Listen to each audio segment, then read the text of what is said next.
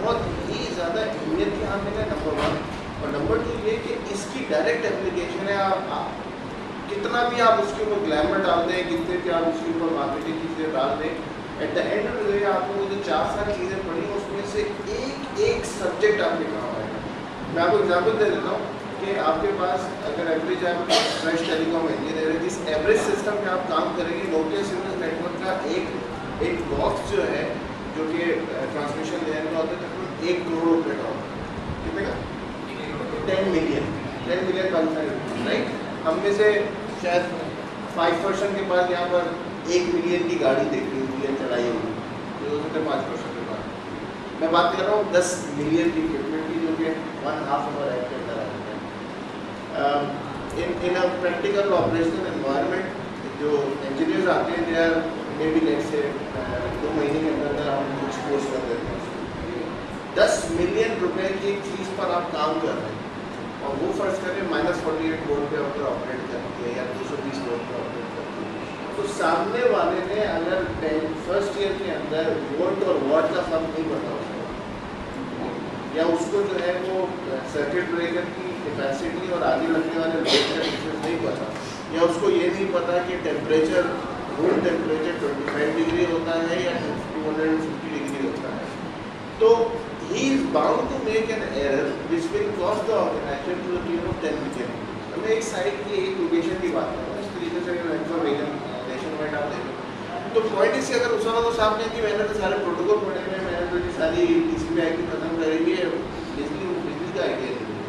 आपको जितना basic electrical engineering में पढ़ाया गया था, आपको जितना बेसिक मैथमेटिक्स में पढ़ाया गया था, आपको जो इकोनॉमिक्स के अंदर डिमांड एंड सप्लाई पढ़ाया गया था, इन्हें आप एज एन इंजीनियर में बहुत सारी चीज़ें कहते हैं ना यार, ये सब्जेक्ट तो बिल्कुल फालतू है। यानी इवन अगर आपने आई डोंट मीन डिफरेंट, अगर आपने इस्लामियात या कोई दूसरे मज़हब के बारे में आपने इलेक्ट्रिक कोर्स लिया था, हो सकता है आपको कनकोड पर आपको 2 बजे कोई एक्टिविटी करनी हो और उस वक्त आप सामने जंगल हो, पीछे नोड हो आपकी, और वो that is the only place that you are going, उस तरह आपको ऐसा कोर्स पढ़नी पड़ेगी। I am just trying to say कि आपने जो कुछ पढ़ा है उसका एक पीस यूजेबल है, and as professional hiring agents for the organization हम जो लोगों में देख रहे होते हैं बिल्कुल ये बुनियादी चीज़ें देख रहे हैं, क्योंकि trust me these are the very things that people are unable to come up with, at least in the interview. अब वो सीख लेते हैं, रिवाइज कर लेते हैं, लेकिन हमारे लिए जो सबसे बड़ी बात होती है ये होती है कि जिस वक्त 10 मिनट को इंटरव्यू आदमी दे रहा है, उसको वॉट और वोल्ट्स पता है, वोल्ट्स का डिफरेंस वॉट्स का डिफरेंस पता है, उसको ये पता है कि सीरियल कनेक्टिविटी क्या होती है, उसको ये पता है कि बिट्स और बाइट्स में क्या फ़र्क है, उसको ये पता है कि एरर कनेक्शन और एरर डिटेक्शन में क्या फ़र्क है, उसको चैनल कैपेसिटी पता है। ये वो चीज़ें हैं जो कि सारी की सारी हम लोग directly day in day out use करते हैं। अगर यूज़ नहीं भी करते तो हमारे डिसीजन मेकिंग प्रोसेस के अंदर वो इन्फॉर्मेशन यूज़ हो रही है। तो आंसर ये क्वेश्चन कि आपको जो 10 मिनट मिलते हैं ना, उसके अंदर अगर आप लोग सिर्फ अपनी 4-5 साल की इंजीनियरिंग को सही तरीके से कवर कर सकें, तो I can guarantee you that most of the openings would be open for you and back from you, because this is what we are short on. Okay, we've got about maybe 15 minutes at most. अब इरम बाहर है, मैं उनसे confirm कर देती हूँ। इरम तकरीबन 10-15 minute और होंगे या आप लोगों के पास है अगर टाइम? ओके, और कुछ सवाल आप लोग पूछना चाहें जी? मैं एकेडमिक पॉइंट ऑफ व्यू से बात करना चाहूँगा कि what I see in the industry and in my class, कि जो इंडस्ट्री में इम्प्लीमेंट हो रहा है and what we are being taught in the class, तो उसके अंदर मिनिमम जो है वो 15 to 20 ईयर्स का गैप है। ठीक है, अब at this stage like when we move out of the class and when we go in the market और इन द इंडस्ट्री, तो वी आर बिल्कुल रॉ होते हैं, एंड जो भी इम्प्लीमेंटेशन हो रही हैं, जो भी वहाँ पे सिस्टम्स हैं, they are way ahead of what we are taught in the class. सवाल पूछ लें। और जो इंडस्ट्री और जो भी एकेडमिक इंस्टीट्यूशन उसके अंदर एक बहुत बड़ा गैप है, तो और जो जॉब्स स्पेसिफिकेशन जो रिक्वायरमेंट्स होती हैं, सवाल क्या है? इनको पता है वो गैप है, सवाल क्या है? तो वो जो उसके अंदर एक experience, what I am trying to say कि despite of our education, 4-year education, we need several other courses to we feel a actually आप कह रहे हैं कि जो टेक्नोलॉजी चल रही है वो बहुत एडवांस्ड है और जो हमें पढ़ाई जा रही है वो उसमें काफ़ी गैप है। अच्छा ये कोई ऐसा कोई चीज़ नहीं, कोई गैप नहीं है। मैं आपको एक चीज़ बताऊँ, फॉर एग्जांपल मैं बात करूँ GSM नेटवर्क्स की। GSM आप सबने पढ़ा होगा, जो और टेलीकॉम GSM में इस वक्त we are working with 2G Pakistan, और जो अगर आप देखें वैसे हम लोग थोड़ा सा पीछे रह गए हैं 3G एंड 4G LTE के ऊपर काम हो जो technology we are offering it. तो जो बेसिक्स हैं जो मैंने बात की थी, जो बेसिक कॉन्सेप्ट्स हैं, जो बेसिक टेक्नोलॉजी के कॉन्सेप्ट्स हैं वो सेम रहते हैं। फ्लेवर्स और नाम चेंज होते हैं, स्लाइड मॉडिफिकेशन। और जब भी आप किसी ऑर्गेनाइजेशन में एज अ बिगिनर इंटरव्यू देने के लिए जाएंगे, कोई आपसे ये नहीं पूछेगा कि जी इस वक्त जो एडवांस वर्जन हमने कल लॉन्च किया है उसकी डिटेल बता दें। जो आपने पढ़ा है उसी के बारे में पूछा जाएगा। बेसिक क्वेश्चंस वही है, बेसिक चीज़ें, बेसिक नॉलेज आपकी लोगों को वही है। 20 साल का कहाँ से लाए, कहाँ से? Basically, I took an interview recently, and that was about VoIP. And sir, to be very frank, हमें VoIP के बारे में कुछ नहीं, मतलब अब being a telecom engineer, shouldn't I know about what is the latest technology being? अब VoIP आ चुका है बहुत पुराना, SIP टेक्नोलॉजी जो भी चल रहा है। But on my behalf, मैंने अपनी तरफ से जो भी पेजेस पढ़े, जो भी मटेरियल में रीड करके किया था वो आई डिड। और आई एग्री विद यू, मुझसे वर्क के बारे में एक भी सवाल नहीं पूछा, ठीक है? NOC वो इंटरव्यू था, लेकिन मुझसे वर्क के बारे में कुछ नहीं पूछा गया। What you said was absolutely right, मुझसे सब पीछे के बारे में पूछा। बट अगेन, अगर मैं इंडस्ट्री में जाता, अगर मुझे जॉब ऑफर हो जाता, तो definitely I would have been trained first for at least 2 or 3 months. तो ऐसा क्यों नहीं होता कि जो ट्रेनिंग वहाँ पे देनी चाहिए वो मैं किसी इंस्टीट्यूशन में यहाँ पे बैठे देखें? इसलिए कि सलमान खान की जो IPL की टीम थी उसके बारे में कोई इंसिडेंट आपको नहीं पता, क्या चीज़ थी? क्या नाम, मुझे तो नहीं पता। हम दोनों जैसे बाकी सलमान खान की कोई टीम होगी ना IPL की, सबको पता होगी। शाहरुख खान, नॉट सलमान खान। ठीक है, तो दोस्त बात भी नहीं करना, लेमन आना ना चीज़ कैसे पता चला?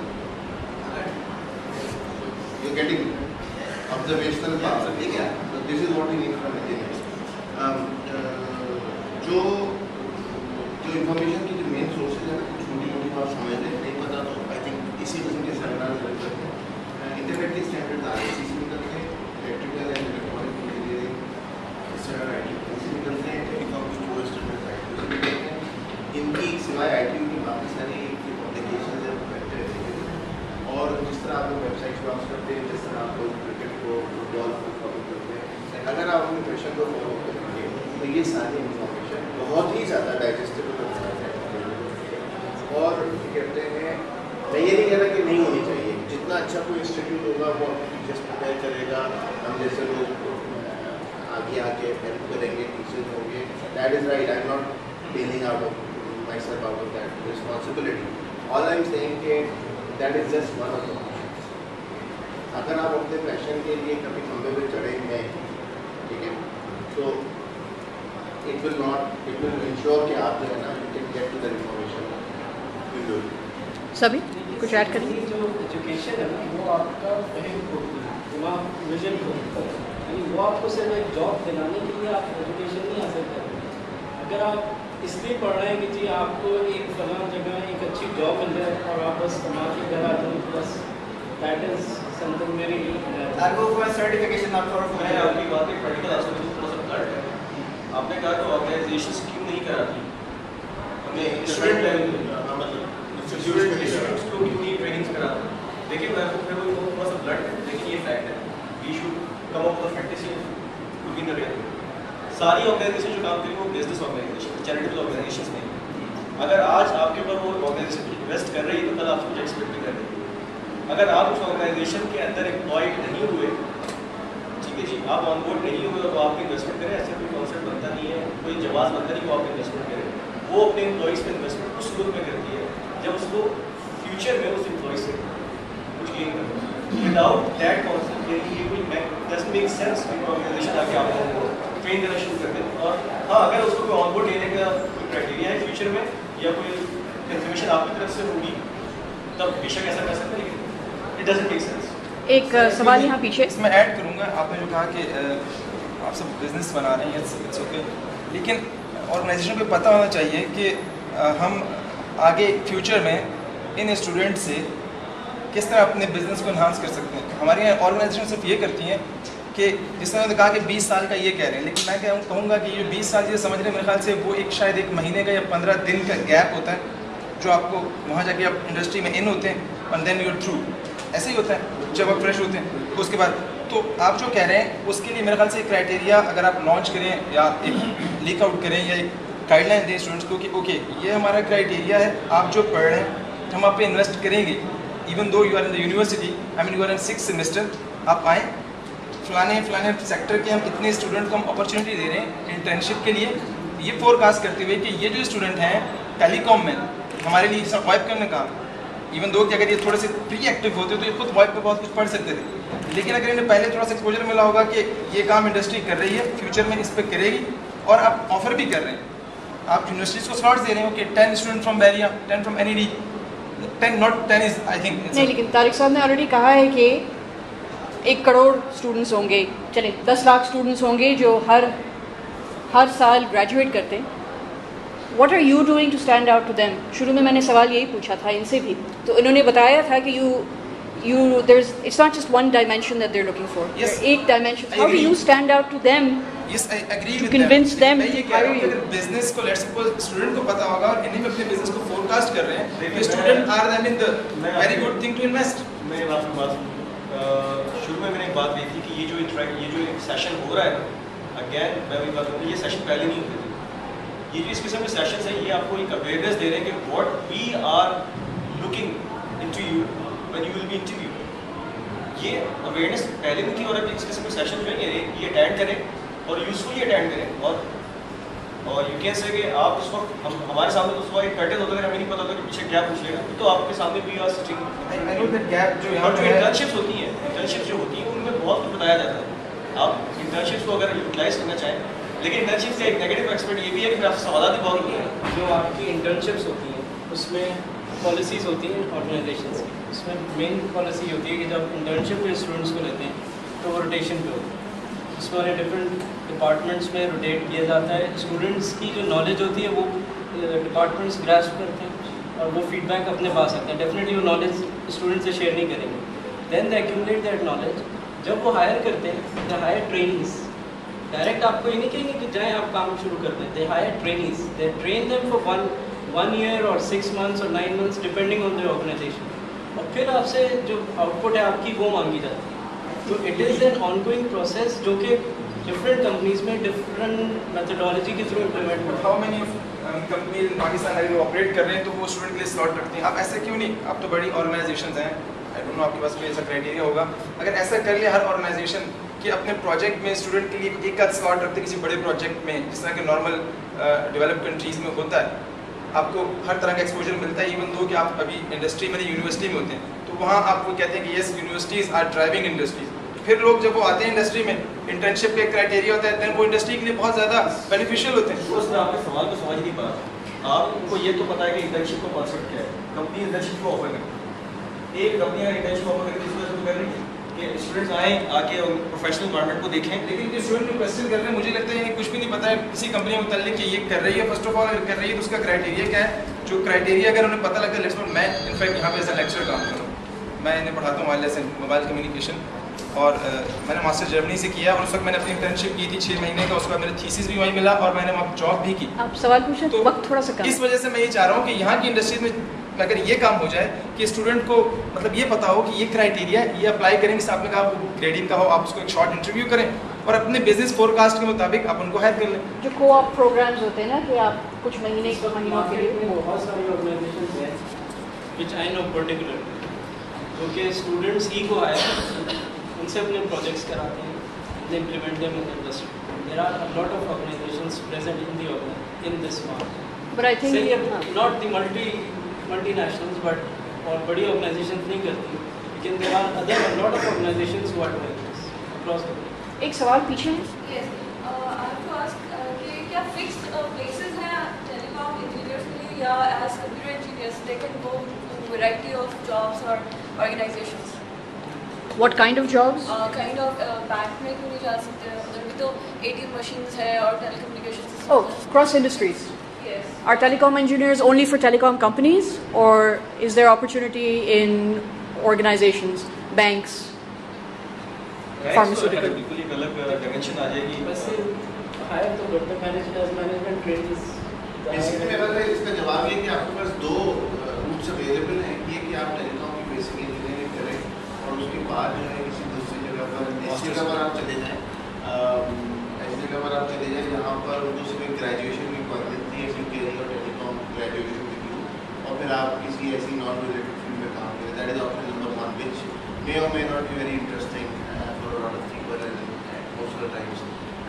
दूसरा तरीका ये है कि आप टेलीकॉम के तकरीबन एटलीस्ट 2 से 3 साल के एक्सपीरियंस के साथ फिर अपनी इंडस्ट्री स्विच करें।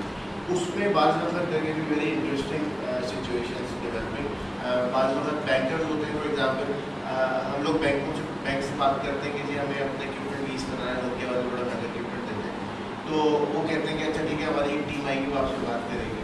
उस टीम के अंदर जो साहब आते हैं वो बेसिकली बैंकर होते हैं और वो क्रेडिट और लीज की उस पर बात कर रहे होते हैं, बट बाय द टाइम वो इक्विपमेंट समझना शुरू करते हैं, देखना शुरू करते हैं, तो ऑफकोर्स उनको बिल्कुल भी समझ में नहीं आता, और समझने वाले को उनको ऑपरेट थोड़ी करना है, लेकिन पॉइंट इस को ये भी समझ नहीं आता कि इसमें हम क्या चीज़ बेच रहे हैं या क्या चीज़ लीज कर रहे हैं।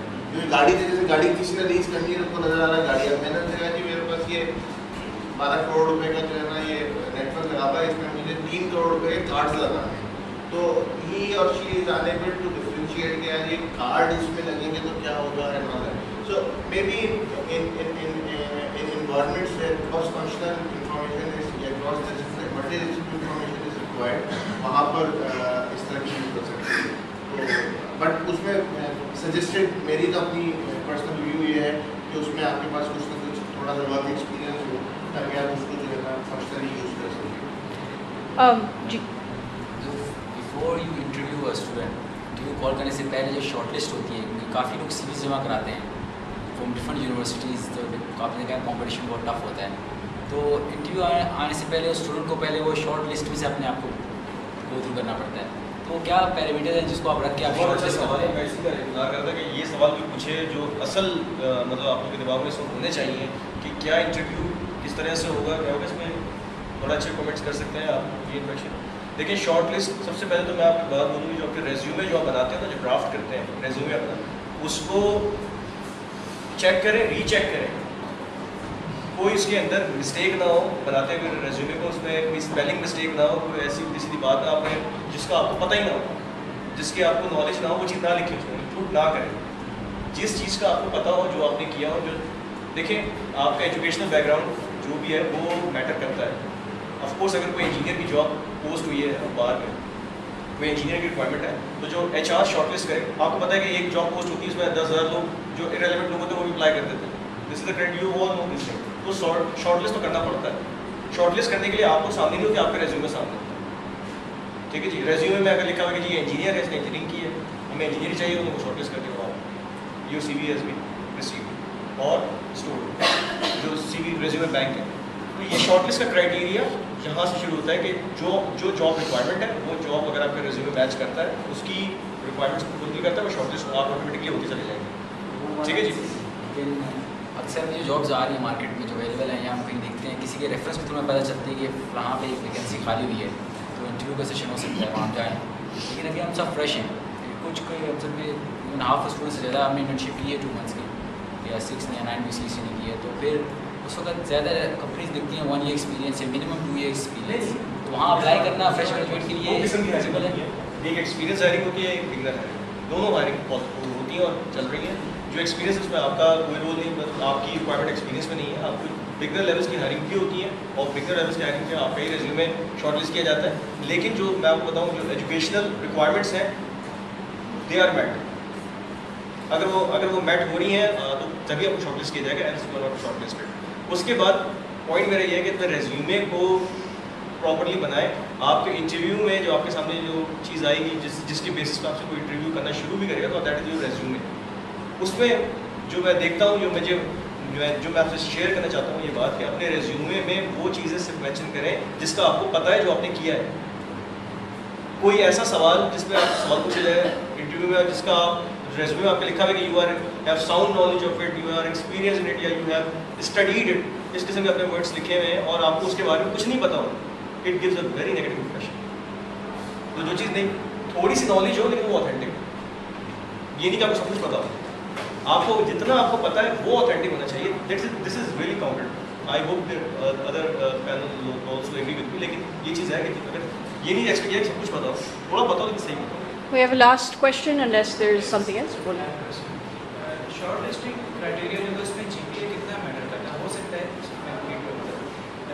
सकता है कि एक स्टूडेंट है जिसका जीपीए कम है, लेकिन क्या ये मैटर करता है कि आप 3.4 3.5 को कर दें? हो सकता है वो रटू होता हो, उसने स्किल्स जो हैं कम जीपीए वाले के पास। मैं अपनी कंपनी के साथ कर सकता हूँ, मैं अपने मुकेश फैक्टर के साथ, हमारा एक ग्लोबल प्रोसीजर है, वी हैव स्कोर कार्ड्स, उसमें शॉर्टलिस्ट किया जाता है रेज्यूमे बैंक के थ्रू, एचआर शॉर्टलिस्ट करती है, और अभी हमारी जो रिक्वायरमेंट्स पोस्ट करते हैं उसकी बेसिक नॉलेज पे। उसके बाद जो इंटरव्यूज़ के सेशंस होते हैं, डिपेंड करते हैं कि किस लेवल के, लेवल 1, लेवल 2, लेवल 3, लेवल 4 तक इंटरव्यू जाते हैं, और समटाइम्स लेवल 3 तक इंटरव्यूज़ में कनेक्शन होते हैं। कोई लंबा चौड़ा नहीं होता है, एक दिन 2 दिन में भी अभी डिपेंड करता है किस किस्म की। तो ऐसा कुछ नहीं, ये आपको पहले मैंने कहा था कि 8 से 9 डायमेंशंस होती हैं while in interview, what we C.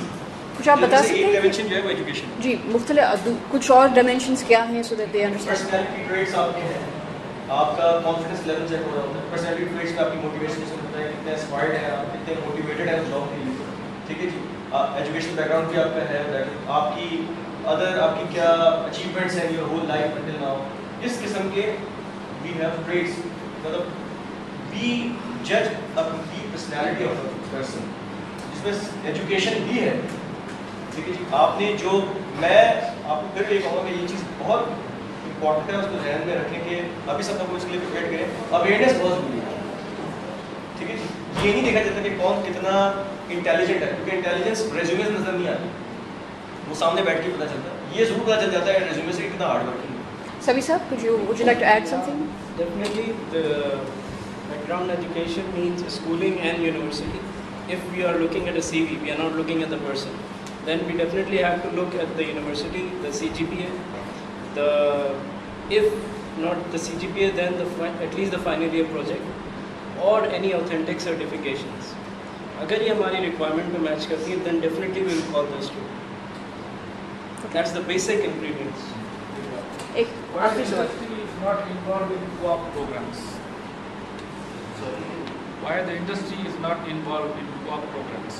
Co-op programs, jahan, well, you hire the student. I have experience in Canada. There is a venture of around 7 companies, telecom companies called Mytel. They design their own course. They design their own course and select the students and ask the universities that please prepare this student for us. And during 1 year, they have 3 semesters. They study for 2 semesters, and 1 semester they go to the industry. By the end of the program, the student have a degree for bachelor's and with 16 months experience, field experience. और वो credit hours वहाँ दे देते हैं, तो industry gives the credit hours as opposed to the university. Yeah, okay. Why don't you the industry? At the peril of being sounding very pessimistic, as a nation, as a qawm, हमारे अंदर से blending वाला factor तो निकल ही गया है. So I think you are 100% right that such an initiative is not only absent, it is very much needed. और कहते हैं इसमें मैं समझता हूँ कि हमारी ही तरफ जिम्मेदारी है। आई थिंक बाकी तो जब हम मांगेंगे या रिक्वायरमेंट सामने लाएंगे तो एकेडेमिया इज ऑलवेज, अपने एक्सपीरियंस की बात बता रहा हूँ कि एकेडेमिया हमेशा ही रिस्पॉन्ड करती है, they remain available. I think the ball is in our court to establish such a program by having a collaboration between the industry and making sure that such a platform is available जहाँ से हम ही को raw या processed, semi-processed raw material मिल सके, so that जैसे मैं यहाँ पे थोड़ा सा नोकिया से नेटवर्क्स ने एक प्रोग्राम शुरू किया लास्ट ईयर से. We are hiring 10 engineers nationwide. अच्छा, उसमें हम ये करते हैं कि उनको हायर करने के बाद हम उनको जितने भी हमारे 8-9 मेजर बिजनेस यूनिट्स हैं उनके अंदर उनकी रोटेशन कराते हैं. While they are on job, they are being paid, they have been given a grade. ठीक है जी, उनको जॉब रोटेशन करा के we for and it's a 1 year program. उन्हें 1 साल तक पूरा we make them enable for all the departments to work. And फिर उसमें देखा जाता है कि कौन सी डिपार्टमेंट में उसकी एक्सपर्टीज़ लेवल ज़्यादा है और फिर उसको वहाँ पे एडजस्ट किया जाता है. यानी we are investing, not the way you are saying that, but somehow very closer to that. We are investing on the students like this. और ये प्रोग्राम लास्ट ईयर शुरू है, it will be continue. If you're interested, Siemens, I would also add that we are in collaboration working with NED and IIE and Sir Syed. And we have invested quite heavily recently in their labs, and also we are in close contact with their teachers in aligning their course and syllabus, at least for some courses.